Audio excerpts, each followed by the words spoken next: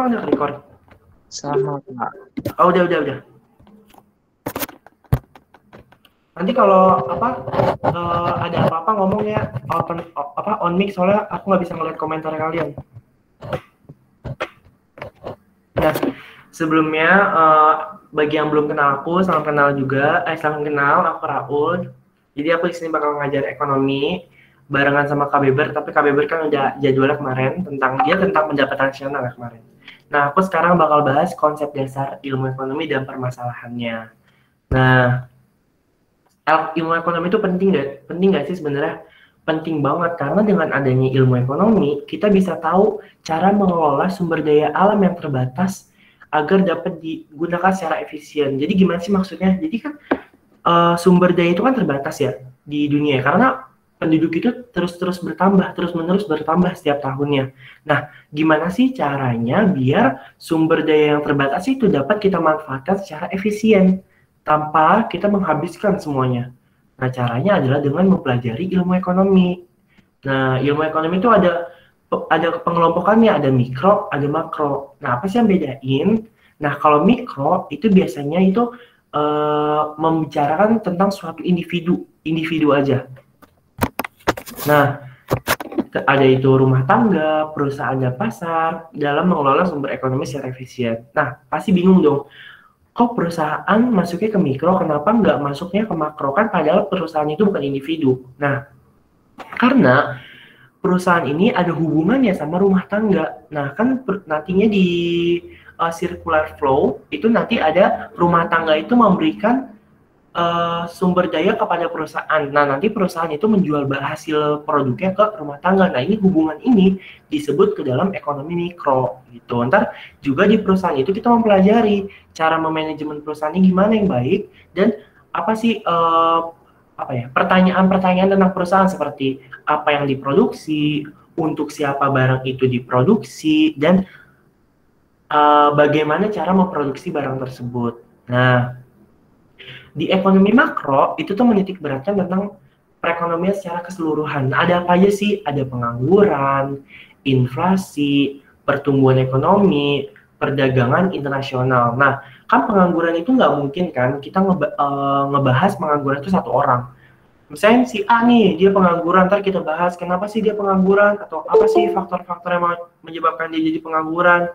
Nah, hal ini itu tuh bukan kayak gitu. Kenapa dia masuk ke ekonomi makro? Karena pengangguran yang di sini dibahas itu dibahas secara keseluruhan. Jadi satu Indonesia, satu negara, satu daerah. Nah, itu dibahas dalam ekonomi makro.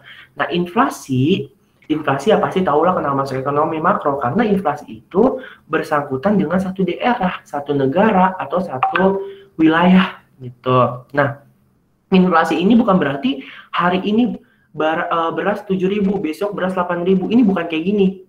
Inflasi itu bukan inflasi harian. Inflasi itu bulanan. Bisa bulanan, bisa tahunan. Nah, gitu. Jadi, kalau misalkan harga itu naik dalam satu hari, itu nggak bisa disebut inflasi.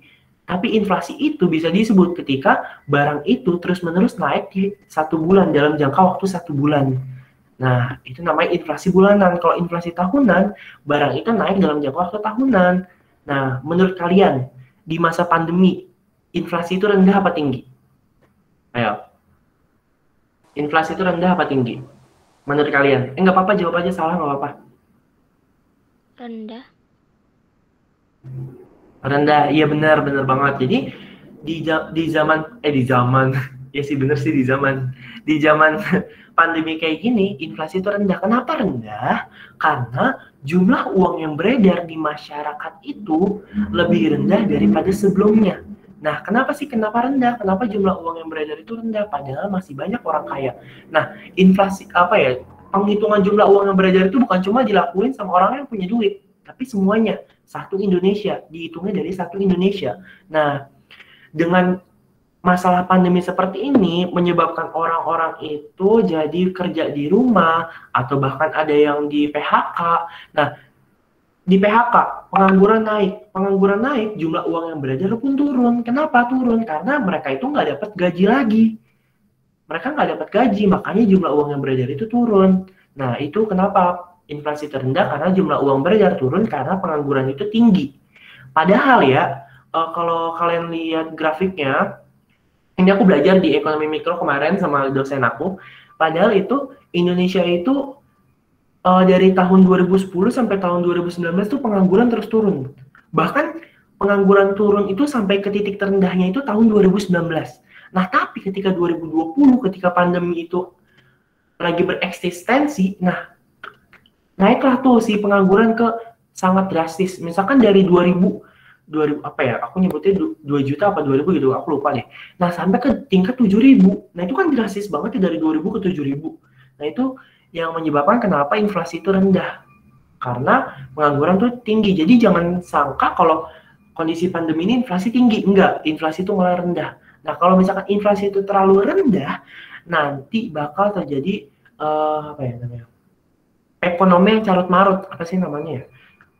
Ekonominya lesu kayak apa ya? Soalnya barang-barang itu kayak masa harganya murah, masa kayak harganya stabil mulu atau murah mulu, kan lama-lama kayak aneh gitu loh.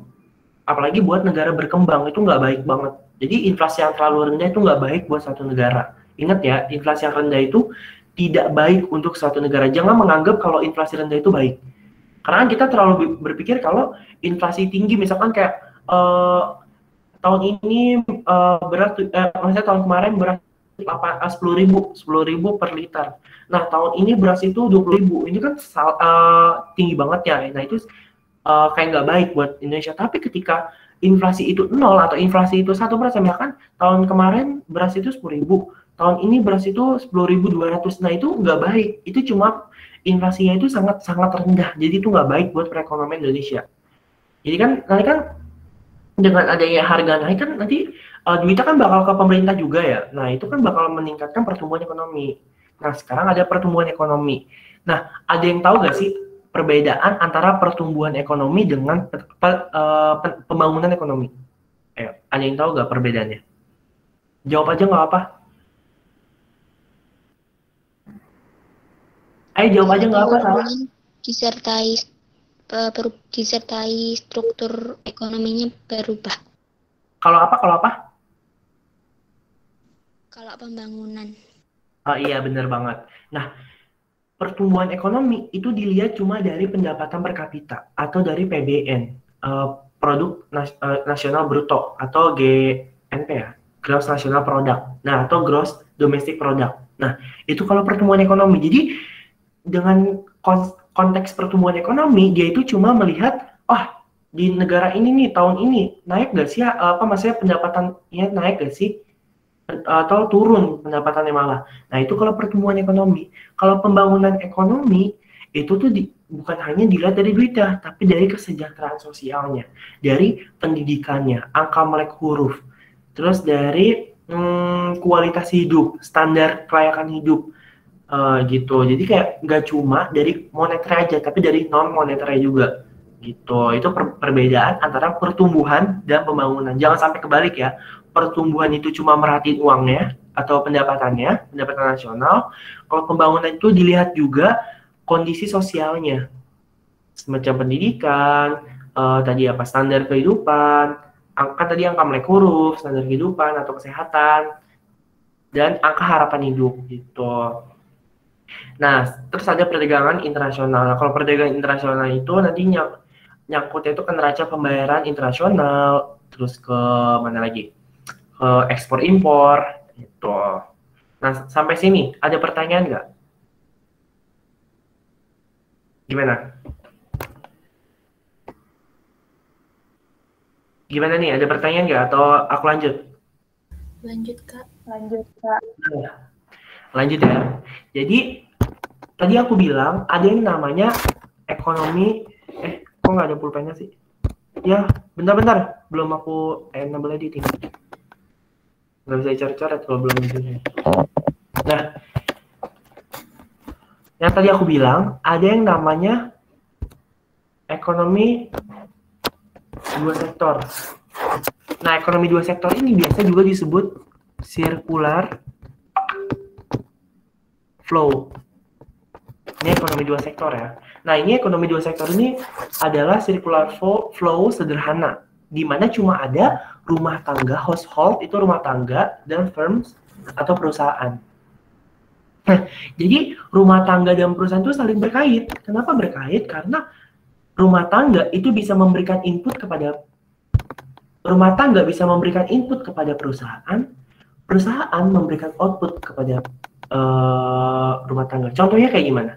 Misalkan rumah tangga itu pasti enggak gini. Perusahaan itu pasti butuh tenaga kerja gak sih? Iya kan? Nah, tenaga kerja itu diambil dari mana? Ya dari rumah tangga. Itu. Nah, selain tenaga kerja atau labor. Nah, si perusahaan itu juga butuh land atau tanah. Nanti si perusahaan ini nyewa tanah lah ke yang rumah tangga yang punya tanah. Misalkan kayak Nabila punya tanah beberapa hektar gitu. Nah, nanti misalkan ada orang lain yang pengen bangun perusahaan, nanti dia itu nyewa tanahnya atau beli tanahnya ke Nabila. Nah, itu yang namanya si rumah tangga ini ngasih tanah ke sini, friends. Gitu. Nah, selain tenaga kerja, tanah, apalagi yang dikasih sama rumah tangga? Ada yang bisa nggak? Ayo, apa? Apa yang dikasih dari rumah tangga ke perusahaan selain tanah dan tenaga kerja? Ada entrepreneur atau kewirausahaan. Nah, kewirausahaan ini penting banget bagi perusahaan itu diambil dari rumah tangga. Nah, dengan teknik teknik kewirausahaan orang itu, si orang itu tuh bisa memberikan ide-ide kepada perusahaan, kayak misalkan barang apa yang diproduksi, atau dengan kemajuan zaman kayak gini terus dia melihat peluang nih, apa sih yang lagi heboh, apa sih yang lagi heboh akhirnya nanti kita jual. Misalkan kayak kroffel, tahu kan kroffel kan? Nah, itu kan lagi heboh kan. Nah, nanti si tugas dari entrepreneur ini, dia tuh kayak nggak tahu ya kata-katanya. Memodifikasi kroffel ini ntar jadi lebih menarik. Kayak misalkan kan tadinya kroffel itu nggak pakai apa-apa ya, kayak cuma croissant sama waffle kan, itu kan singkatannya itu kayak croissant waffle. Nah, itu nggak pakai apa-apa, cuma pakai gula gitu-gitu kan. Tapi semenjak itu heboh, nah si entrepreneur ini dia tuh mengembangkan ide. Oh, nanti ada yang pakai coklat lah, ada yang pakai strawberry, atau ada yang pakai silver queen atau yang lainnya gitu. Nah, nanti input ini bakal dapat apa dari perusahaan? Kan nanti dari perusahaan ke sini juga nih, ke rumah tangga lagi. Nah, bakal dapat sewa, upah,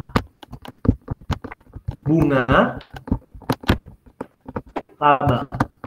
Oh, aku lupa satu lagi. Kapital. Kapital ini modal. Nah, pasti perusahaan itu butuh modal gak sih?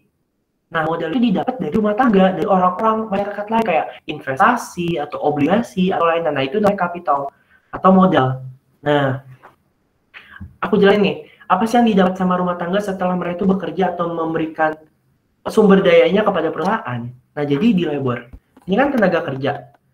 Setelah si perusahaan ini jadi karyawan, nanti mereka bakal dikasih upah. Ini, upah. Dikasih upah. Nah, land, tanah. Nah, kalau kita nyewa tanah pasti ada uang sewanya dong. Kita dapat uang sewa dong. Kalau kita menyewakan tanah pasti kita dapat uang sewa dong. Nah, ya udah kita dapat uang sewa. Sewa upah nih, baru sewa upah. Nah, bunga itu dapatnya dari mana? Dari modal. Pasti kan kalau kita ngasih modal, pasti kan kayak gini deh. Kalau kita investasi, pasti nanti bakal ada dividen, atau apa ya bahasa itunya ya, dividen ya. Keuntungan kita bermodal di perusahaan ini. Jadi misalkan kita ngasih modal nih ke perusahaan, terus kita dapat kelebihan perusahaan, gini nih. Ini investasi itu bentuk kurvanya itu kan kayak gini kan, bisa naik, bisa turun. Nah, ini tuh kalau di batas ini, nah ini kita dapat untung. Kalau di batas ini kita dapat rugi, berarti kita nggak dapat apa-apa. Tapi ketika perusahaan itu lagi naik-naik daunnya atau lagi banyak penjualan, nah kita bakal dapat namanya bunga. Itu laba itu dapat ketika kita jadi entrepreneur. Kayak balik dari tadi. Nah, itu kan laba nih, laba kan. Yang tadi itu ya benar tadi pembahasan tadi buat laba. Nah, jadi ketika kita ngasih ide, pasti kita nanti ini kan kita dapat kayak apa ya namanya? Apa sih namanya? Aku nggak tahu namanya sih. Kayak komisi, oh ya komisi. Kita dapat komisi dari ide kita. Nah, itu maksudnya ke laba. Kalau ke bunga tadi kayak kan kalau kita ngasih modal pasti ada bunga yang naik kan, kayak kita nggak cuma misalkan kita ngasih 1M nih, pasti ini sama aja kita ngasih ngutangin orang 1M. Nah, nanti pasti 1M itu bakal naik misalkan jadi 1,5M. Nah, ini namanya bunganya berarti 500 juta. Tuh, itu bunga. Kalau laba ketika kita ngasih ide, terus perusahaan itu lagi banyak penjualannya, akhirnya kita dapat untung dari pemikiran kita. Itu kalau ekonomi dua sektor. Nanti si perusahaan juga bakal ngejual outputnya. Outputnya apa? Yaitu barang dan jasa. Gitu. Gimana? Ada yang mau ditanyakan? Atau udah paham nih? Gimana?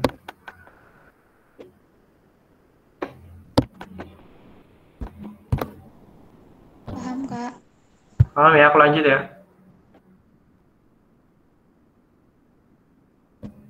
Nah, konsep dasar ilmu ekonomi itu kita akan mempertanyakan tentang biaya opportunity dan marginalisme. Nah, apa sih biaya oportunitas? Biaya oportunitas itu alternatif. Jadi ketika kita, misalkan gini, aku punya uang, misalnya aku lulus SMA, aku keterima di UGM, SBMPTN. Nah, tapi sebelum aku mendaftar di UGM itu aku daftar kerja juga, misalkan di Pertamina. Buset, keren banget ya lulusan SMA Pertamina. Nah, ini kan berarti aku dapat ada dua pilihan kan. Aku tuh bingung kayak apakah aku harus melanjutkan pendidikan ke UGM atau aku harus jangan itu terlalu halu gini aja. Aku lulus kuliah nih misalkan. Nah, aku lulus kuliah. Aku mendaftar S2 di UI misalkan tentang apa yang masih nyambung sama ekonomi itu kebijakan publik. Nah, aku dapat keterima di UI S2 kebijakan publik. Nah, tapi aku udah daftar kerja, aku udah keterima jadi staf Kementerian Ekonomi Kreatif. Nah, aku bingung nih, apakah aku harus melanjutkan pendidikan atau aku harus jadi staf kementerian. Nah, ini tuh kan nggak bisa dua-duanya kan. Kita nggak bisa kuliah sambil jadi staf kementerian kan. Itu nggak bisa. Nah, ini yang namanya biaya oportunitas. Jadi itu alternatif. Jadi ketika kita misalkan aku kuliah S2 nih di UI. Nah, berarti yang biaya opportunity cost-nya aku kerja di staf kementerian. Paham nggak sampai sini? Jadi misalkan gini, aku keterima di UI kebijakan publik, tapi aku juga keterima kerja di staf kementerian ekonomi kreatif. Nah, ketika aku akhirnya ngambil kuliah di UI, nah biaya opportunity cost-nya itu yang mana? Ya, opportunity cost-nya itu yang kita relain, yang kita tinggalkan ya. Yang itu berarti apa di kasus aku? Ya berarti di kasus aku itu yang aku tinggalin berarti kan kerja jadi staf kementerian ya. Ini namanya opportunity cost-nya.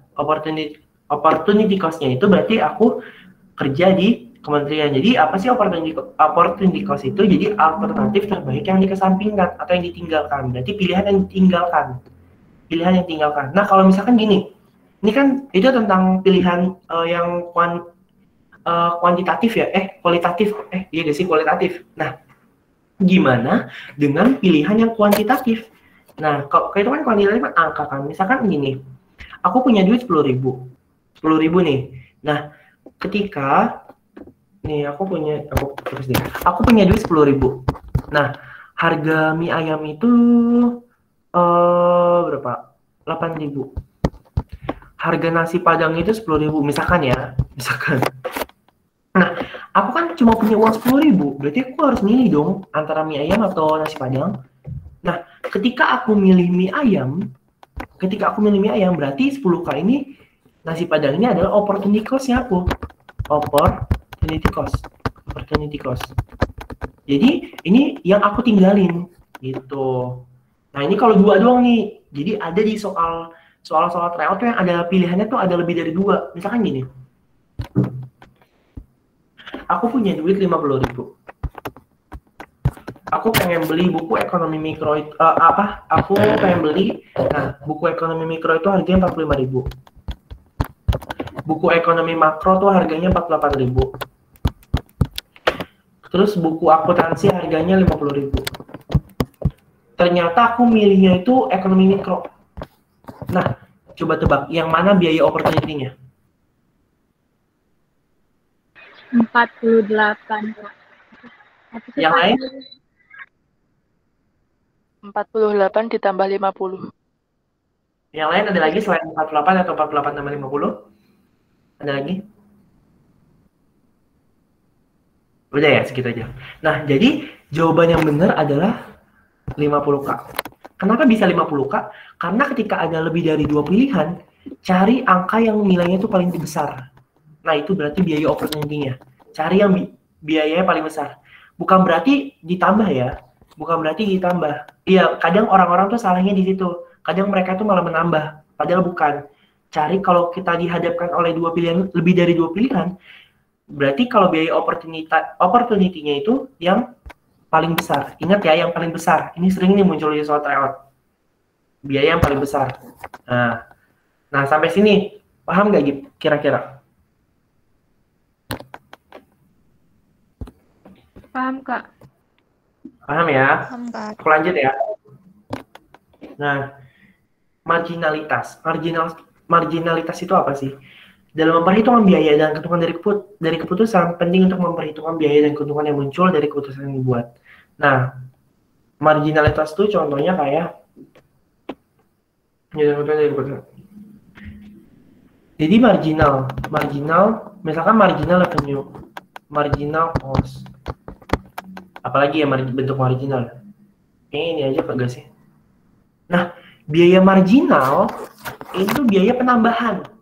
Jadi setiap kita nambah satu, bentar ya, kalau di kurva produsen apa ya nama biaya marginal ya? Aku lupa deh. Ada yang tahu nggak? Aku lupa deh biaya marginal. Nah pokoknya biaya marginal itu ada ketika kita itu menambah satu barang. Satu, ingat ya satu, bukan menambah beberapa barang atau menambah barang doang.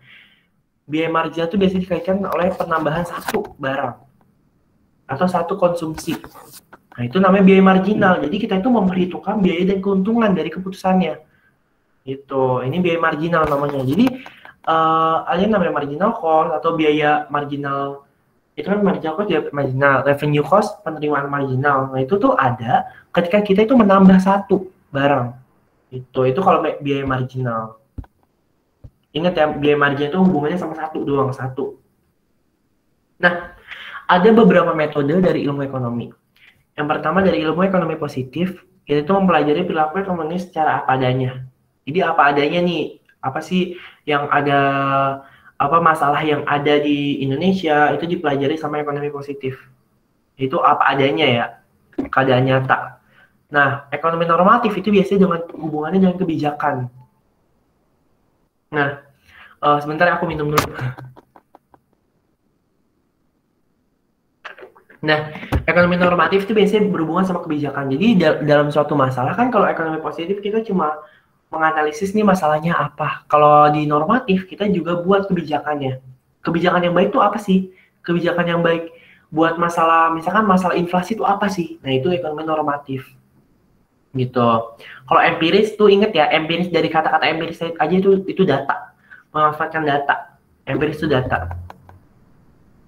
Nah, ini lanjut aja. Nah, jadi ada masalah ekonomi itu ada dua, kelangkaan dan pilihan. Nah, kebutuhan manusia itu kan nggak apa ya, tak terbatas kan? Kebutuhan manusia itu tak terbatas. Iya. Dengan kebutuhan manusia yang tak terbatas, kita tuh harus memanfaatkan sumber daya yang efisien. Gimana sih sumber daya itu terbatas? Nah, kalau misalkan kita butuh, misalkan kan apa ya, kebutuhan manusia kan nggak pernah habis kan. Nah, dengan sumber daya alam yang terbatas, kita tuh harus memanfaatkan sumber daya alam ini agar efisien pas digunain. Dengan cara apa ya? Dengan cara mempelajari ilmu ekonomi. Karena permasalahan ilmu ekonomi itu antara kelangkaan dan pilihan. Nah, masyarakat tuh memiliki sistem untuk mengolah sumber daya ini tergantung sama daerahnya, sistemnya kayak gimana. Sistem ekonomi ya kayak di Indonesia sistem ekonomi campuran. Kalau di mana sih Rusia sistem ekonominya komunis gitu. Nah, sistem ekonomi itu punya 3 pertanyaan dasar yang tadi aku singgung di awal. Ada apa yang diproduksi, bagaimana cara yang memproduksi, dan siapa yang menerima hasil produksi tersebut. Nah, ini 3 pertanyaan dasar modern. Ingat ya, ini modern. Kalau yang tradisional, itu ada produksi, konsumsi, distribusi. Nah, ini tuh yang produksi, konsumsi, distribusi ini masalah ekonomi tradisional.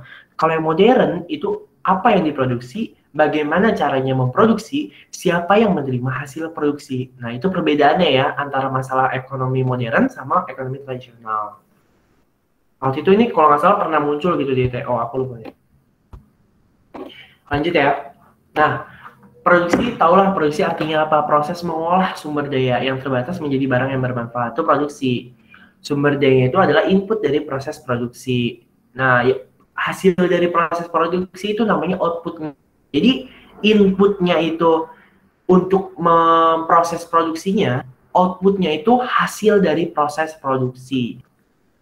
Nah, jadi ada 3 sumber daya utama yang tersedia bagi masyarakat. Ada tanah atau land, tenaga kerja atau labor, dan modal atau capital. Ini yang terpenting nih, 3 terpenting. Ini selalu ada. Selalu ada tanah, tenaga kerja, dan modal.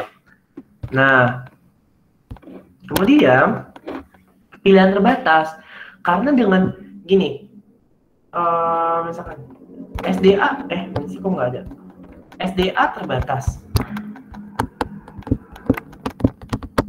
Akhirnya terjadi kelangkaan. Iya kan, kelangkaan kan. Karena kelangkaan, akhirnya kita dihadapkan oleh pilihan. Nah, gini, ini struktur apa ya? Bukan struktur, apa namanya? Bagannya lah. Jadi dari SDA yang terbatas, kita itu jadi kelangkaan. Jadi muncul kelangkaan karena SDA-nya terbatas. Nah, karena kelangkaan ini, akhirnya kita dihadapkan oleh choices atau pilihan. Gitu. Ini maksudnya dari kelangkaan menuju ke pilihan. Sampai sini kira-kira paham nggak? Atau ada yang pengen ditanyain nggak?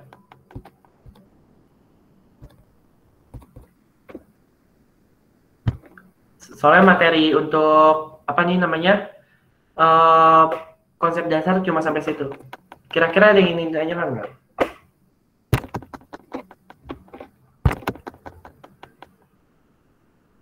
Ada? Aku mau close dulu.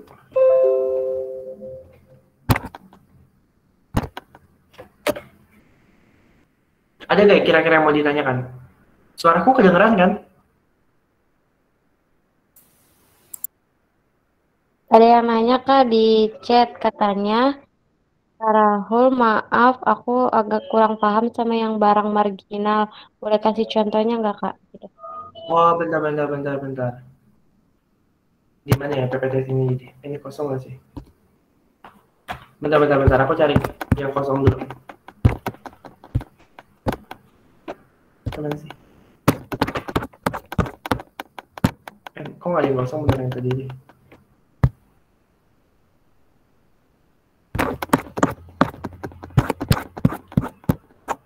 Ya, yang kosong. Nggak ada lagi. Bentar ya, maaf ya. Ini apa? Nah, untuk biaya apa namanya biaya marginal. Jadi kita itu dihadapkan sama pilihan kan. Karena pilihan itu akhirnya ada namanya biaya marginal atau marginal cost. Tapi sebelum ke biaya marginal kita juga bakal mempelajari ini kok aneh sih PPT-nya. Betul.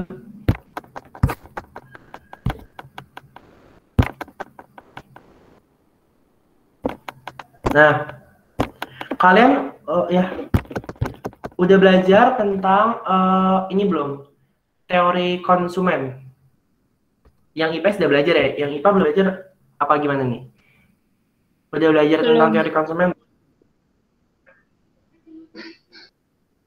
Bentar. Bentar ya. Nah, di teori konsumen itu,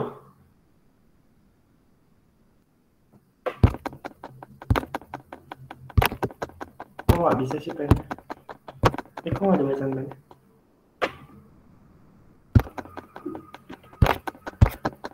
Maaf guys, ini pennya kemana ya? Buat coret-coretnya kemana ya?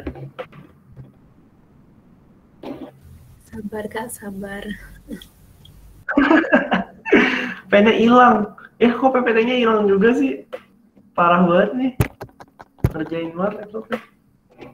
Bentar guys, PPT-nya hilang.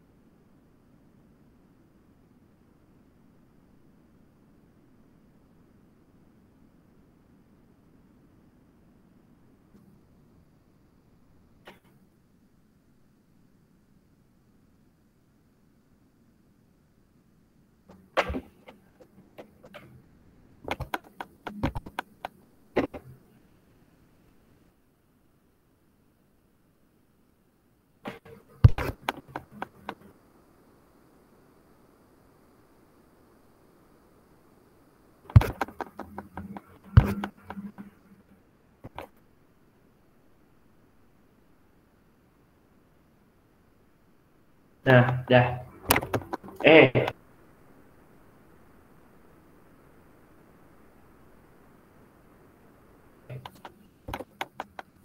Hilang.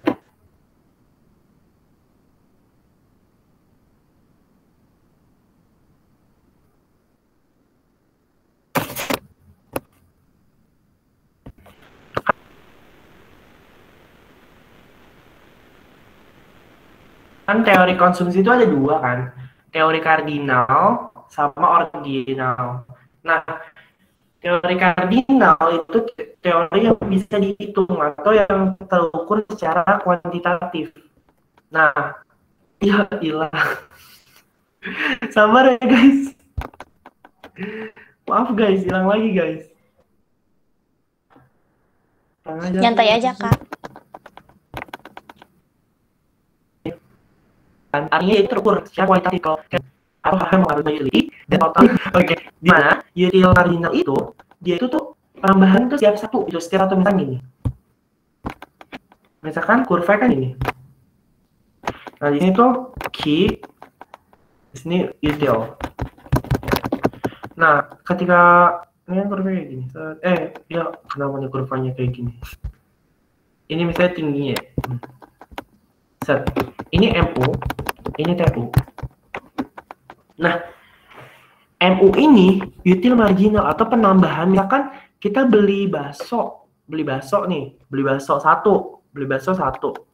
Nah, ketika kita beli bakso 2, nah kan ini nambah 1. Nah, ini yang namanya util marginal atau penambahan konsumsi. Penambahan konsumsi itu 1 penambahannya, bukan beberapa, bukan banyak, bukan cuma apa ya, kayak penambahan doang, tapi penambahannya itu 1.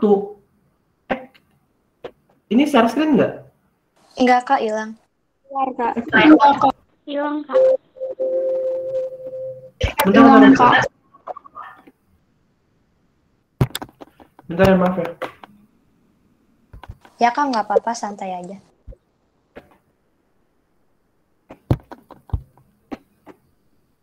Udah belum?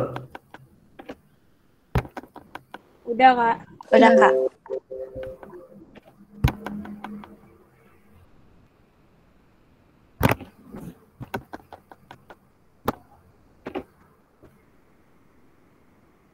Nah, please jangan nge-like lagi.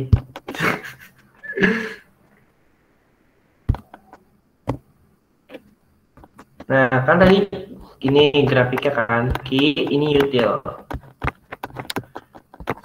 Set.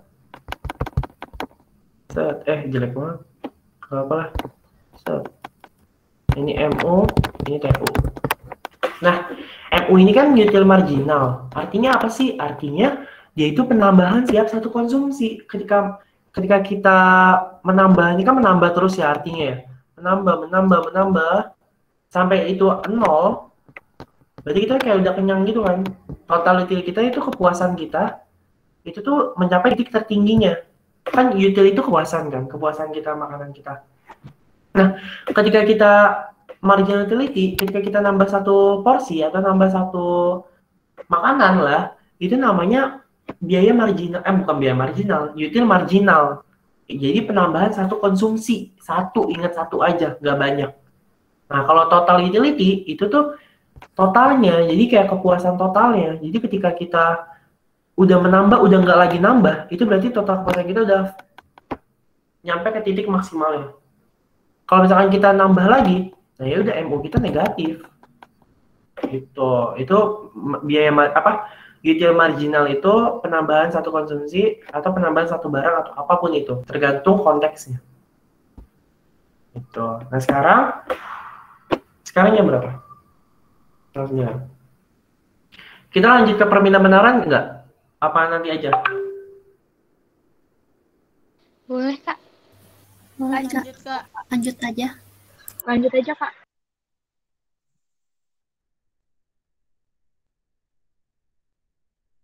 Lanjut Boleh, ya? boleh Kak, lanjut. Lanjut aja, Kak.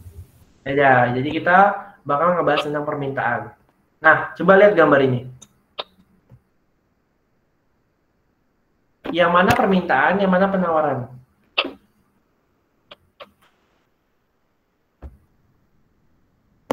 Ayo tebak. Yang mana Yang mana permintaan atau demand? Yang mana penawaran atau supply? Coba tebak, yang minta yang mana, yang nawar yang mana?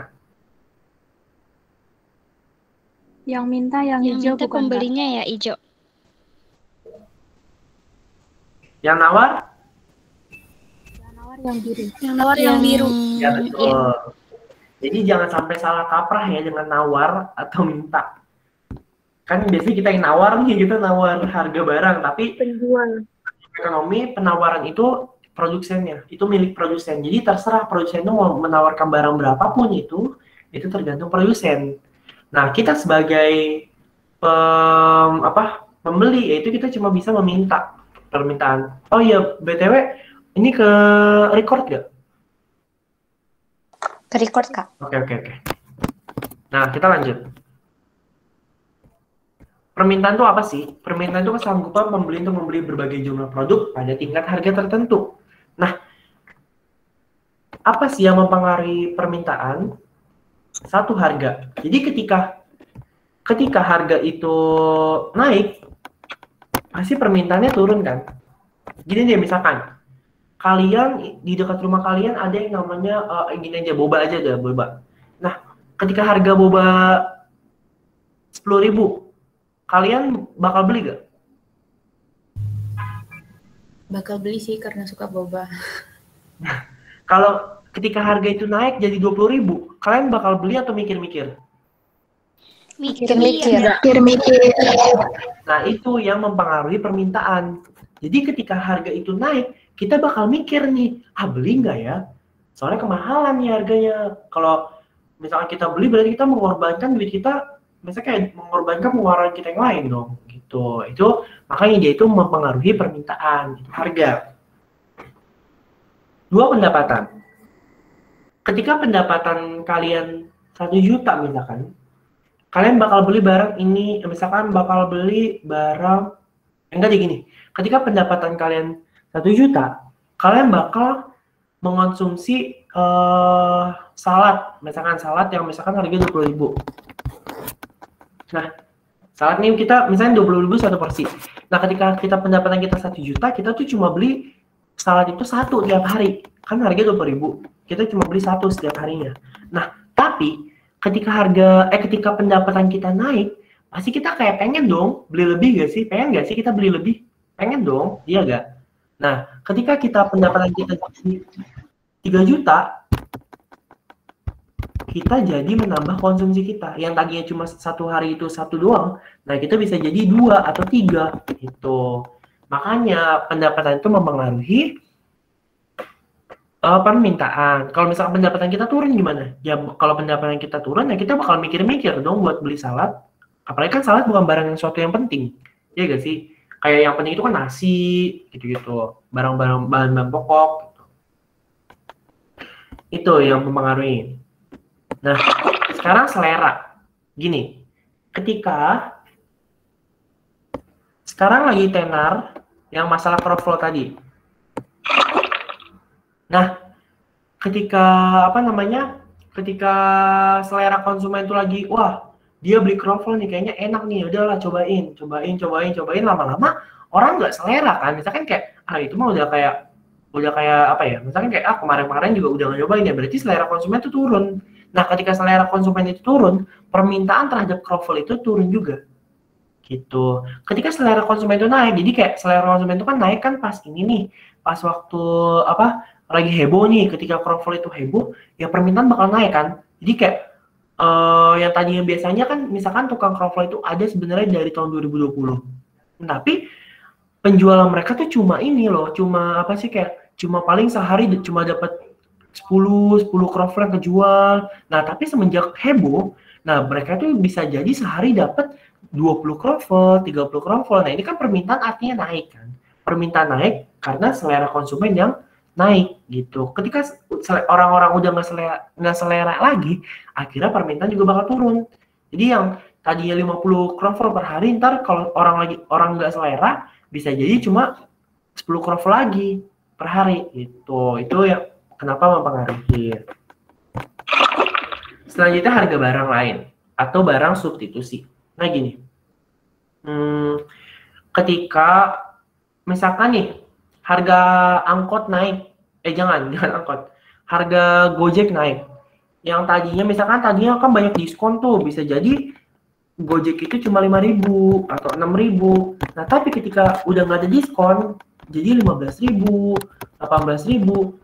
Pasti kalian bakal mikir duit kalian tuh sayang kalau dibeliin, maksudnya kalau dipakai buat Gojek, sebut merek, kalau dipakai buat driver online. Nah, misalkan yang tadinya cuma 5.000, jadi 15.000, kalian tuh bakal mikir kayak, sayang banget nih 10.000-nya mending beli makanan yang lebih kenyang. Gitu gak sih? Nah, akhirnya kalian berpindah ke angkot. Kalian akhirnya naik angkot, kan angkot paling cuma goceng gitu-gitu kan. Nah, ini yang namanya harga barang lain mempengaruhi barang lain. Harga barang lain mempengaruhi produk tersebut. Berarti misalkan yang lagi konteksnya ini angkot. Ketika harga driver online itu mahal, permintaan terhadap angkot itu menurun. Orang-orang jarang naik angkot. Orang-orang jadi sering naik angkot. Tapi ketika harga driver online itu murah, kayak 5.000, 6.000, banyak diskon. Nah, permintaan terhadap angkot itu turun. Jadi orang-orang jarang naik angkot. Itu. Ini masalah harga barang lain. Nah, perkiraan harga barang tersebut. Misalkan gini. Sekarang tanggal berapa? 19. Kok bisa sih? Sekarang tanggal 19. Pemerintah merencanakan tanggal 24 itu BBM naik. Nah, pasti di tanggal 23 orang-orang jadi beli BBM yang banyak. Yang tadinya biasanya cuma beli paling 50.000 lah, berapa liter gitu, 50.000. Jadi biasanya cuma beli 50.000, semenjak tahu besok itu harga BBM naik, mereka jadi beli 100.000, 150.000 gitu. Jadi perkiraan itu perkiraan itu sangat mempengaruhi permintaan gitu. Kalian ini gak sih pernah ngeliat gak sih di berita-berita kalau BBM naik tuh hari sebelum naiknya BBM tuh orang-orang pada beli bensin. Sering gak sih? Pernah gak sih ngeliat berita kayak gitu? Pernah kan? Iya gak? Pernah, Kak, pernah. Nah, itu yang namanya perkiraan harga barang. Jadi ketika harga barang itu bakal naik besoknya, nah orang-orang itu bakal beli barang di hari sebelumnya itu lebih banyak dari biasanya. Nah, itu meningkatkan permintaan.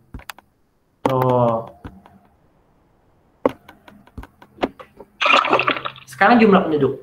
Biasanya gini, jumlah penduduknya 20 orang. Ini misalkan di desa ya, kampung misalnya 20 orang. Nah, orang-orang yang beli beras kan paling paling berapa sih? Misalnya satu orang 1 liter, berarti cuma satu hari itu beras itu kebeli 20 liter. Misalkan orang itu beli di warung nih. Nah, cuma beli satu orang itu 1 liter, nah dikali 20 orang. Jadi permintaan beras itu di satu hari itu ada 20 liter. Nah, tapi ketika penduduk itu bertambah jadi 50, nah nggak mungkin dong cuma 20 liter karena 30 orang lagi kan pasti butuh beras. Nah ya udah, jadi 50 liter per hari. Nah ini permintaan naik, permintaan terhadap beras naik. Ini yang dinamain jumlah penduduk mempengaruhi permintaan. Tapi ketika jumlah penduduk itu turun, pasti permintaannya juga ikut turun. Gitu. Nah kira-kira ada yang ingin ditanyakan nggak? Ayo aku sambil minum. Nggak ada, Kak. Nggak ada, Kak. Paham. Oke. Lanjut ya. Nah, ada yang namanya hukum permintaan. Hukum permintaan itu menyatakan bila harga naik, jumlah permintaan itu akan turun. Kenapa sih begitu? Nah, ketika harga naik kan gini. Kurvanya misalnya gini. Enggak kurva deh, ini. Mana sih kok nggak ada garisnya pulpennya? Nah, ini kan Q, ini P. Ketika harga barang 5.000, pembelinya kebalik dong. Kebalik. Ketika harga barang itu 5.000, yang beli tuh ada 20 orang. Yang kejual 20 barang. Nah, ketika harga itu jadi 10.000, yang kejual cuma 12 barang. Kan gini kan, kalau dijadiin grafik kurva, gini kan. Iya gak sih? Nah, jadi ketika harga barang itu 5.000, kuantitinya 20 barang. Nah, tapi ketika harga barang itu 10.000, kuantitinya cuma 12. Artinya ada penurunan kuantiti. Kenapa kuantitinya menurun? Karena harganya meningkat. Nah, ini namanya kurva negatif slope. Karena dia menghadap ke titik 0. Gitu. Nah, tapi hal ini terjadi ketika dalam keadaan ceteris paribus. Jadi ceteris paribus itu apa sih? Ceteris paribus itu ketika faktor-faktor lain itu dianggap tetap. Gitu. Jadi, misalkan nih, ketika harga barang ini segini, nah ceteris paribusnya di sini. Ketika apa? Ketika pendapatan itu nggak dihitung, jumlah penduduk itu nggak dihitung, harga barang lain itu nggak kehitung, harga barang komplementer itu nggak kehitung. Itu berarti ya faktor-faktor lain dianggap konstan, tetap. Itu tolak ukurnya cuman P, price atau harga. Itu. Nah, kira-kira paham nggak? Paham, Kak. Paham, Kak. Paham ya, lanjut ya. Nah, ini contohnya ya, saya kan udah kasih contoh. Tuh. Ketika harga barang 1.000, permintaannya 10. Ketika harga barang 2.000, permintaannya 8. Ketika harga barang 4.000, permintaan 6. Ketika harga barang 6.000, permintaannya 4. Ketika harga barang enggak ada lagi. Nah, berarti pas dijadiin garis ya segini. Tuh, menurun garisnya. Berarti ini slope negatif. Gitu.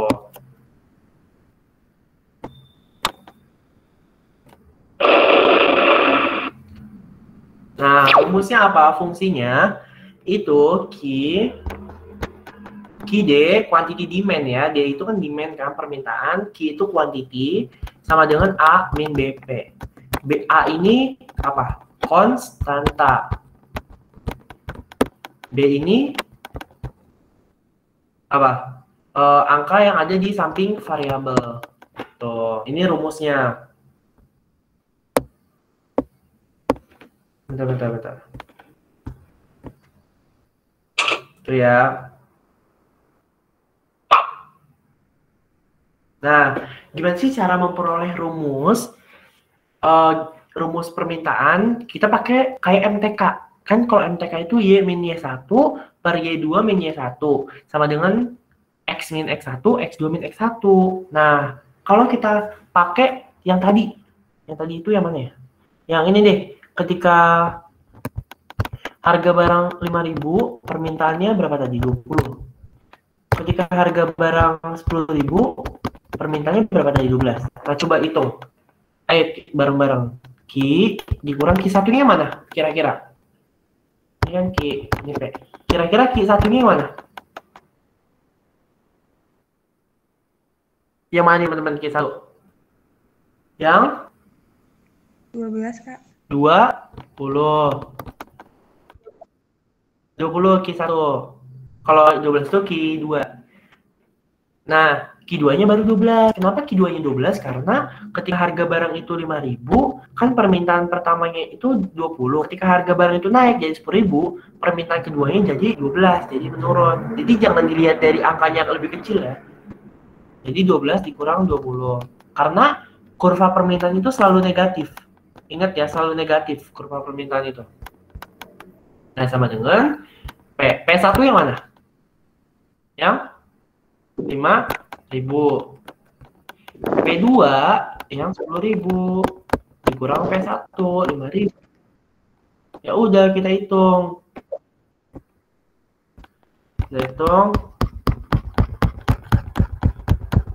Jadi Q min 20 per 12 dikurang 20 berapa? Min 8. P min 5.000. 10 dikurang 5.000 berapa? 5.000. Nah, kita kali silang. 5.000 Q dikurang 100.000. Iya gak sih? Iya. Sama dengan minus 8P. Ini aku ke bawah ya, soalnya nggak muat. Positif 40.000. Nah, ya udah kita pindahin. Yang apa ya? Kita mau jadiin apa nih yang 0? Kita mau jadiin apanya yang 1 nilainya? Apa nih? Q aja ya, kayak Q-nya kita jadiin 1. Nah, ya udah. Aduh, gimana ya, kagak muat. 5.000 Q. Ininya kita pindah ke kanan. Jadi 100.000 jadi positif kan? Minus 8P ditambah 140.000. Kita bagi sama 5.000. Jadi Q sama dengan, bentar deh, kok minus 8-nya jadi kecil banget ya?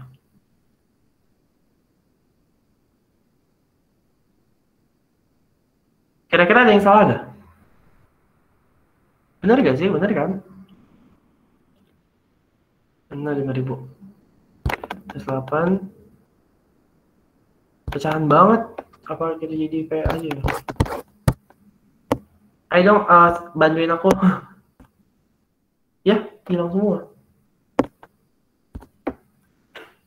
Tadi gimana tadi? Q dikurang berapa Q satunya tadi? 10, 20. 12 dikurang 20. P dikurang 5.000. 10.000 dikurang 5.000, langsung aja 5.000. Nah, ini kan 8. Minus 8. Nah, bisa gak sih 50.000 dibagi 8 itu berapa? 50.000 dibagi 8 berapa? 5.000 dibagi 8 sah. 625. Ini bagi 8 kan min 1. 625. Nah, berarti 625 Q dikurang 625 kali 20 12.500 sama dengan min P plus 5.000. Nah, kita pindahin 12.500-nya ke 5.000-nya ke kiri. Berarti 625 Q dikurang 17.500 sama dengan minus P dikali minus. minus 625Q plus 17.500 sama dengan P. Udah deh. Ini kalau P sama dengan, tapi kalau Q sama dengan, ntar Q-nya dijadiin 1. Jadi dibagi 625 gitu. Nah, kira-kira paham nggak sama penghitungannya? Ini ya, pokoknya rumusnya ini aja, berpaku sama ini rumusnya. Kayak rumus MTK lah, gimana sih? Tuh. Gimana, lanjut ya? Lanjut, Kak. Lanjut, Kak. Nah, ayo kita kerjain bareng-bareng. Ayo. Sekarang kalian yang ngerjain. Kira-kira Q1 yang mana? Ya, kok hilang? Kira-kira Q1-nya yang mana?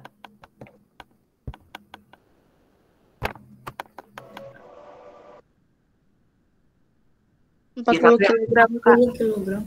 Iya, 40. Berarti Q2-nya 20 kan? Nah, P1-nya yang mana? 5. 5. Benar. Iya, 5. Berarti P2-nya yang 15. Ini kita coret aja langsung ya. Ini 10. Ini ngerti kan kalau coret gini? Ini minus 20. Nah, kita kali silang. Enggak, nih masih bisa dibagi nih. Ini minus 2. Ini 1. Ya udah kali silang deh. Q min 40. Ini kan dikali ke sini kan? Ini warnanya berarti. Ini dikali ke sini. Ini kali ke sini. Sama dengan min 2 kali P, min 2P. Min 2 kali min 5 plus 10. Q, kita jadiin Q sama dengan ya. Q sama dengan berarti minus 2P ditambah 50. Udah ini. Temu, ini fungsi permintaannya. Kalau kalian pengen balik, misalkan jadi P sama dengan. Ya, ilah kehapus. Tadi gimana sih angkanya? Q min 40 ya? Di sebelah kanan tadi apa? Ada yang itu gak tahu gak? Min 2P ditambah 10. Oke, thank you. Nah, kalau kita misalkan mau jadiin P sama dengan, ya udah kita pindahin konstantnya ke kiri. Berarti minus 50 sama dengan min 2P. Dibagi sama minus 2. Dibagi ya. Dibagi minus 2. Berarti minus setengah Q ditambah 25 sama dengan P. Udah, ini P sama dengan ketemu fungsi permintaannya. Gitu. Nah, kira-kira paham nggak sama rumusnya? Paham kan? Nangkep kan? Ya, paham, Kak. Paham, Kak. Nah, itu ya jawabannya ini. Kurvanya berarti kayak gini tuh. Kita lanjut ke pergeseran ke permintaan.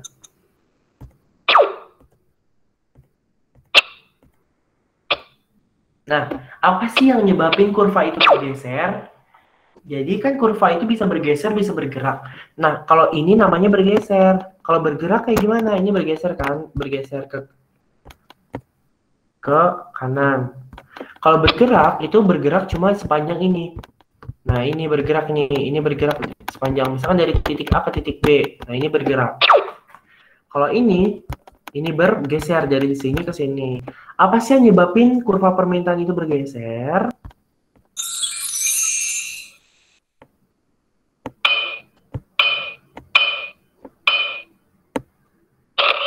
Bergeser bisa ke kanan dan bisa ke kiri.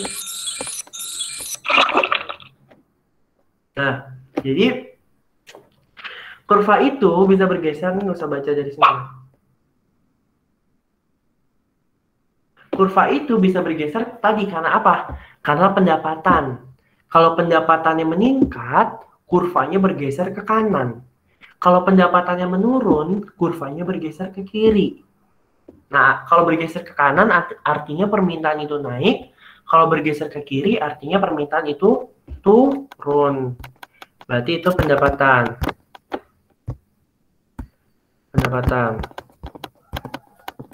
Nah, selera konsumen.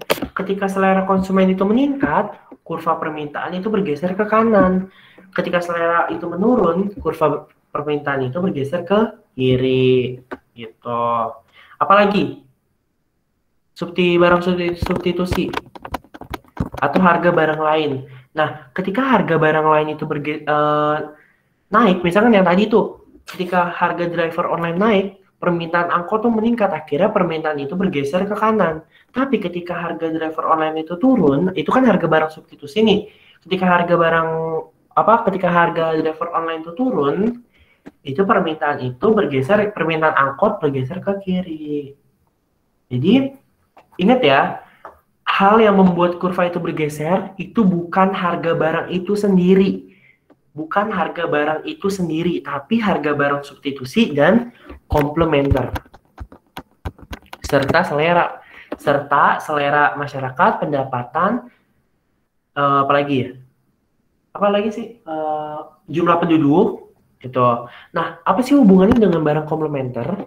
Nah, hubungannya dengan barang komplementer adalah ketika harga barang komplementer itu naik, permintaan terhadap barang itu menurun. Kenapa bisa menurun? Karena gini, misalkan antara motor dengan bensin. Nah, ini kan saling melengkapi nih. Nah, ketika harga bensin itu naik, permintaan terhadap motor menurun. Ketika bensin itu turun, permintaan terhadap motor itu meningkat. Gitu. Kira-kira paham nggak? Nangkep nggak maksudnya? Nangkep, Kak. Nah, kayaknya buat penawaran kita lanjut mau hari apa ya? Aku tuh libur hari Selasa. Bisa nggak aku pakai hari Selasa besok?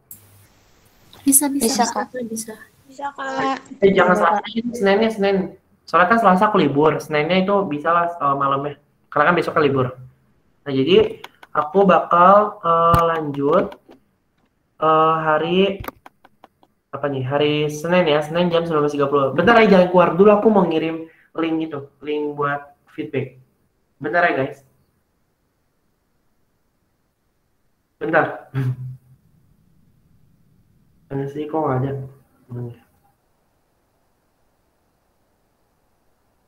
Jam 19.30 hari Senin. Jam 19.30.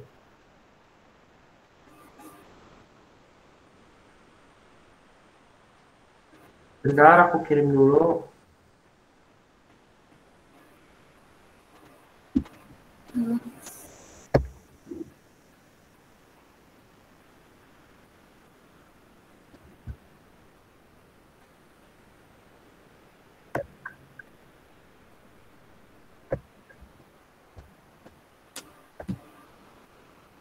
Itu ya?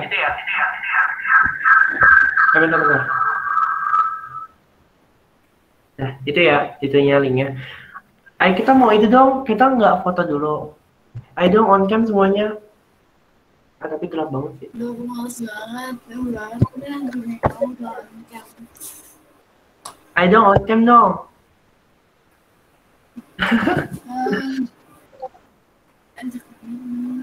Lagi bulu, Kak. Kenapa? Lagi bulu sama. Ayo dong on cam dong. Nanti aku on cam. Kalau kalian on cam.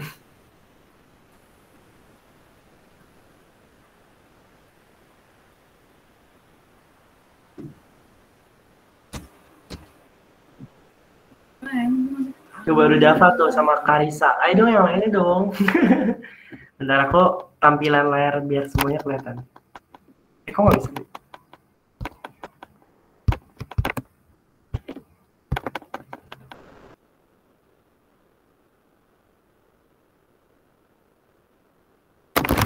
Baru Intan, Adinda off lagi.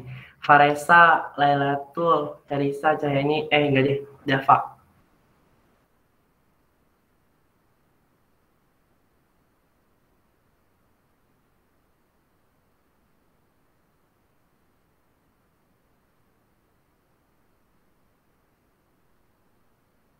Dah. Thank you ya. Udah pada ngisi belum? Udah pada ngisi formnya belum? Get former. Udah, Kak. Nanti aku kirim. Oke, thank you ya guys. Ayo kalian boleh lift dadah semuanya, selamat istirahat Makasih, dan Kak. selamat Makasih, Kak. Makasih, Kak. Makasih, Kak. Makasih, Kak. Makasih banyak, Kak.